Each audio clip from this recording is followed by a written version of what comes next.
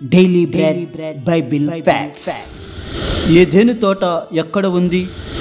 ఏదెను తోటలో సృష్టింపబడిన 4 నదులు ప్రస్తుతానికి ఎక్కడ ఉన్నాయి? అసలు ఏదెను తోట ప్రత్యేకతలు ఏమిటి అనే విషయాలు ఈ వీడియో ద్వారా పూర్తిగా తెలుసుకుందాం.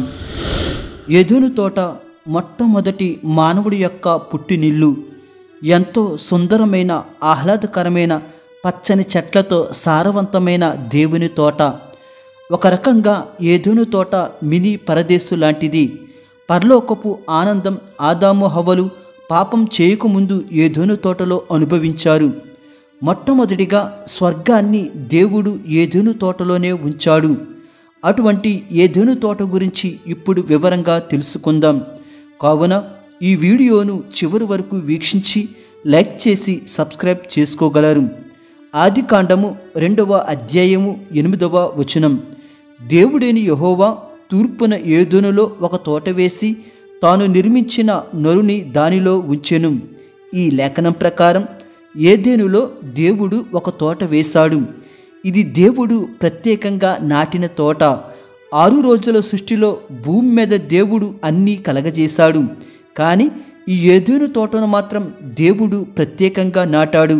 ఎందుకంటే మొట్టమొదటి మానవుడైన ఆదాముకు పరిపూర్ణ నివాస స్థలంగా చేయుటకు దేవుడు చేసిన ఒక స్వర్గపు తోట.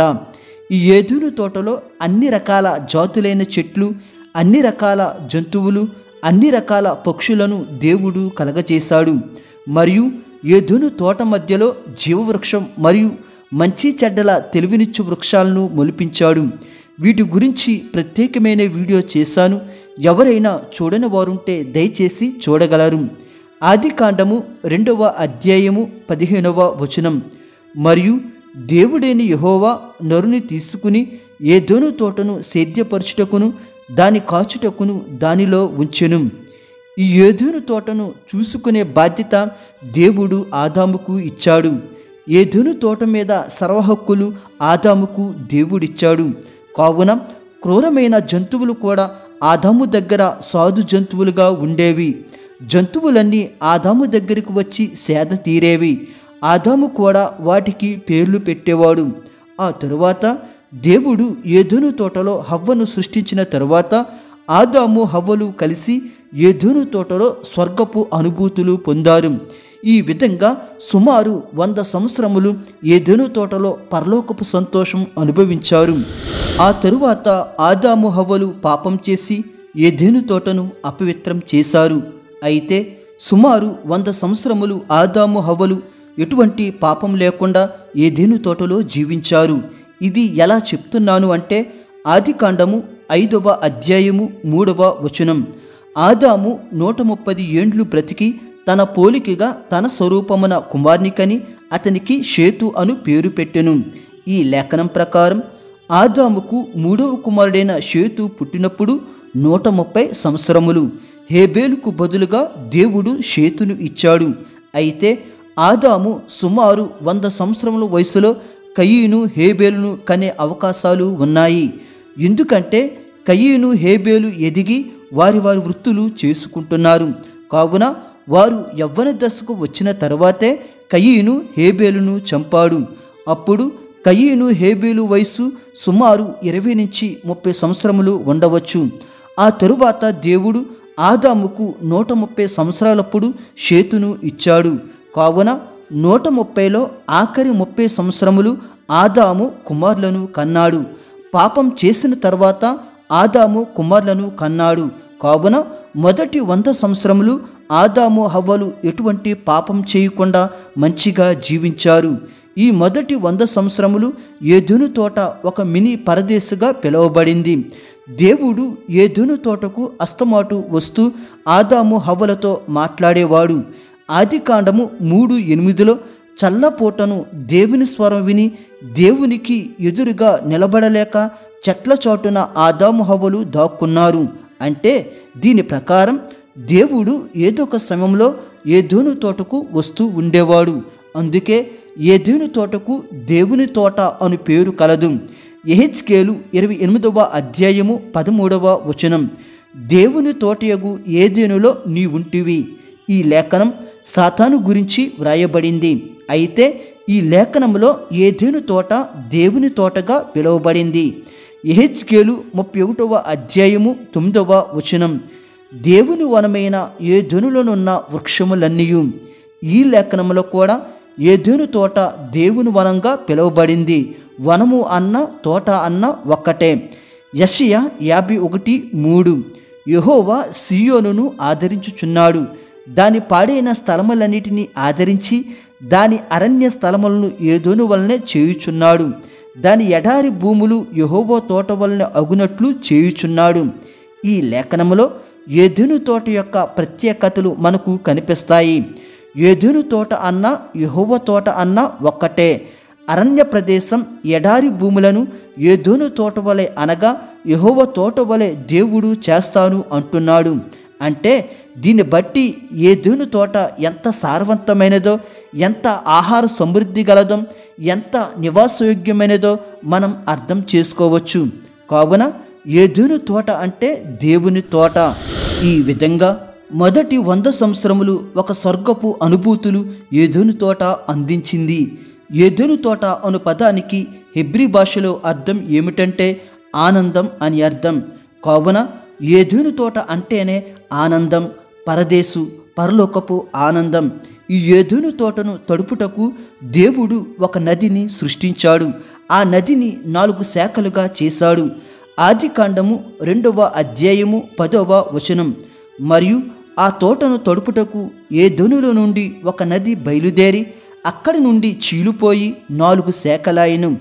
ఈ లేఖనం ప్రకారం ఏదెను తోటను తడుపుటకు దేవుడు ఒక నదిని కలగజేసి ఆ తరువాత ఆ నదిని 4 శాఖలుగా విభజించాడు. ఈ 4 శాఖల మూల కేంద్రం బట్టే ఏదెను తోట ప్రస్తుత ఇరాక్ దేశంలో ఉన్నట్టుగా కనుగొన్నారు. ఇంతకీ ఆ 4 నదులు ఏమిటంటే ఆదికాండము 2వ అధ్యాయము 11 నుంచి 14 వచనములు. మొదటి దాని పేరు పీషోను. అది హవీలా దేశమంతటి చుట్టూ పారుచున్నది. అక్కడ బంగారం ఉన్నది. ఆ దేశపు బంగారము శ్రేష్టమైనది. అక్కడ బోలమును గోమేతికములను దొరుకును. రెండవ నది పేరు గీహోను.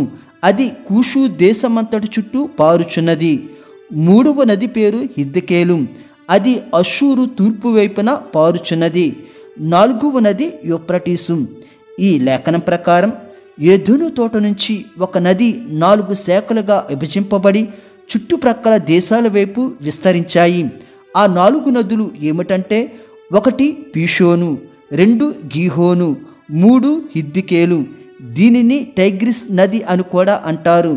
4 యూఫ్రటీసు. ఇప్పుడు మొదటి నది అయిన పీషోను గురించి తెలుసుకుందాం. పీషోను అంటే దూకడం అని అర్థం. ఈ నది హవీలా దేశమంతటి చుట్టూ పారుచున్నది అని వ్రాయబడింది. హవీలా అంటే అరేబియాలో ఒక భాగం. దీని లేఖనాధారం మనం పరిశీలించినట్లయితే ఆదికాండము 25:18లో హవీలా మొదలుకుని అని వ్రాయబడింది. హవీలా నుంచి అషూరుకు వెళ్ళవచ్చు. అదే హవీలా నుంచి ఐగుప్తుకు కూడా వెళ్ళవచ్చు. కావున హవీలా అనేది అరేబియా దేశం. సేమ్ ఇలాగే మొదటి సమూయేలు 15:7లో ఈ విధంగా వ్రాయబడింది. హవీలా నుండి ఐగుప్తు దేశపు మార్గమునున్న అని వ్రాయబడింది. ఈ అరేబియా దేశం ప్రక్కనే ఐగుప్తు దేశం ఉన్నది. కావున హవీలా అంటే అరేబియాలో కొంత భాగం. ఈ అరేబియా దేశంలో శ్రేష్టమైన బంగారం దొరుకుతుంది. అలాగే బోలము మరియు గోమేధికము దొరుకుతుంది. గోమేధికము అంటే అనేక రకాల విలువైన రత్నాలు. అయితే ఈ నది ప్రస్తుత ప్రపంచంలో ఎక్కడా కనిపించదు. జలప్రలయంలో అంతరించిపోయింది. ఇప్పుడు 2వ నది అయిన గీహోను గురించి తెలుసుకుందాం. గీహోను అనగా బయటపడడం అని అర్థం. ఈ నది కూషు దేశం గుండా వెళుతుంది. కూషు దేశం అనగా ప్రస్తుత ఆఫ్రికా ఖండంలోని ఈజిప్టు దేశానికి దక్షిణంగా ఉన్న ఇథియోపియాను సూచిస్తుంది. అయితే ఈ ప్రాంతంలో ప్రస్తుతానికి గీహోను నది లేదు. అక్కడ నైలు నది మాత్రమే ఉన్నది. అయితే బైబిల్లో వ్రాయబడిన గీహోను నది ఇప్పుడు లేదు. బహుశా జలప్రలయంలో అంతరించిపోయి ఉండవచ్చు, లేదా జలప్రలయం తరువాత పెలగు పుట్టినప్పుడు భూమిని దేశములుగా విభజించినప్పుడు దాని స్థానం మార్పు చెంది ఉండవచ్చు. ఇప్పుడు మూడవ నది అయిన హిద్దికేలు గురించి తెలుసుకుందాం. హిద్దికేలు అనగా వేగవంతమైన ప్రవాహం అని అర్థం. దీనిని టైగ్రిస్ నది అని కూడా అంటారు. ఇది ఏదెను తోట నుంచి ఇరాక్ దేశం మీదుగా సిరియా దేశానికి తూర్పుగా టర్కీ దేశం గుండా ప్రయాణిస్తుంది.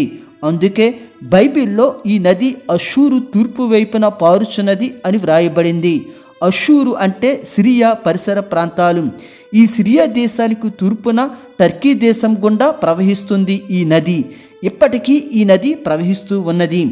ఈ నది గురించి దానియేలు కూడా ప్రస్తావించాడు. దానియేలు 10:4 మొదటి నెల 24వ తేదీ నేను హిద్దికేలను గొప్ప నదీ తీరమున ఉంటిని. ఈ లేఖనం ప్రకారం దానియేలు అప్పట్లో బబులోను దేశానికి బందీగా వెళ్ళాడు. ఈ హిద్దికేలు నది ప్రస్తుత ఇరాక్ దేశంలో ఉన్న బబులోను గుండానే ప్రవహిస్తుంది. దీనినే మెసొపొతేమియా నదీ పరివాహక ప్రాంతం కూడా అంటారు. ఈ నదీ తీరమనే దానియేలు ఉన్నట్టుగా ఈ లేఖనం సెలవిస్తుంది. ఇప్పుడు 4వ నది అయిన యూఫ్రటీసు నది గురించి తెలుసుకుందాం. యూఫ్రటీసు నదిని ఫరాతు నది అని కూడా అంటారు. ఇది 2780 కిలోమీటర్ల పొడవు. ఈ నది ఇరాక్ దేశం, సిరియా దేశం, టర్కీ దేశ భూభాగాలను పంచుకుంటుంది. యూఫ్రటీసు నది గురించి అంత్యకాల సంభవాలలో ప్రస్తావించబడింది. ఇప్పటికీ కూడా ఈ నది మనుగడలో ఉన్నది. ప్రకటన 9:13లో 6వ దూత బోర ఊదినప్పుడు యూఫ్రటీసు నది దగ్గర బంధింపబడి ఉన్న 4 దూతలు విడిపింపబడతారు. ఈ 4 దూతలు పడిపోయిన దేవదూతలు. మానవ జాతి ప్రారంభంలో దేవుడు ఈ నది దగ్గర వారిని బంధించాడు. అలాగే ప్రకటన 16:12లో 6వ దూత ఉగ్రత పాత్రను కుమ్మరించినప్పుడు యూఫ్రటీసు నది ఎండిపోతాది. ఆ ఎండిపోవడం వల్ల రాజులు హర్మగిద్దోనులో పోగడి యేసుక్రీస్తుతో యుద్ధం చేసి ఓడిపోయి అగ్నిగుండంలో పడవేయబడతారు. అప్పటి వరకు యూఫ్రటీసు నది మనుగడలో ఉంటుంది. ఇప్పటి వరకు చెప్పుకున్న 4 నదులలో మొదటి 2 నదులైన పీషోను మరియు గీహోను నదులు కాలగర్భంలో కలిసిపోయాయి. టైగ్రిస్, యూఫ్రటీసు నదులు ప్రస్తుతానికి మనుగడలో ఉన్నాయి. ఈ విధంగా ఏదెను తోట గొప్ప నదులతో మరియు జంతువులతో, పక్షులతో, రకరకాల చెట్లతో మొదటి 100 సంవత్సరములు ఎటువంటి పాపం లేకుండా మినీ పరదేశులా ఉన్నది. కానీ ఆదాము హవ్వలు పాపం చేసిన తర్వాత వారు ఏదెను తోట నుంచి బయటకు పంపవేయబడ్డారు. తిరిగి ఏదెను తోటకు వారు ప్రవేశించకుండా దేవదూతలను, ఖడ్గజ్వాలను దేవుడు కాపలాగా ఉంచాడు. అప్పటి నుంచి ఏదెను తోటలో ఏ మనిషి కూడా ప్రవేశించలేదు. కేవలం ఆదాము హవ్వలకు మాత్రమే ఏదెను తోట గురించి తెలుసు. మిగతా ఎవరికీ కూడా తెలియదు. ఆఖరికి ఆదాము కుమారుడైన కయ్యూను కూడా ఏదెనుకు తూర్పున ఉన్న నోదు దేశంలో కాపురం ఉన్నాడు. కానీ ఏదెను తోటకు రావడానికి ఎవరికి అనుమతి లేదు. ఆ తరువాత నోవాహు కాలంలో జలప్రలయం రావడం వల్ల భూమి అంతా నాశనం అయిపోయింది. అందులో ఏదెను తోట అంతరించిపోయింది. ఒక స్థానిక వరద ఉధృతికే స్థానం మార్పు చెందుతుంది. అటువంటిది మహాప్రపంచ జలప్రలయం వచ్చినప్పుడు ఏదెను తోట యొక్క స్థానాన్ని మనం ఖచ్చితంగా చెప్పలేము. కానీ ఇరాక్ దేశ పరిసర ప్రాంతాలలో ఉండవచ్చని చెప్పవచ్చు. కానీ ఆ ఇరాక్ దేశంలో ఖచ్చితమైన స్థానాన్ని మనం చెప్పలేము. ఈ వీడియో మీకు ఆశీర్వాదకరంగా ఉన్నట్లయితే లైక్ చేసి సబ్స్క్రైబ్ చేసుకోవడం మర్చిపోవద్దు. దేవుడు మిమ్ములను, మీ కుటుంబములను దీవించునుగాక. ఆమేన్.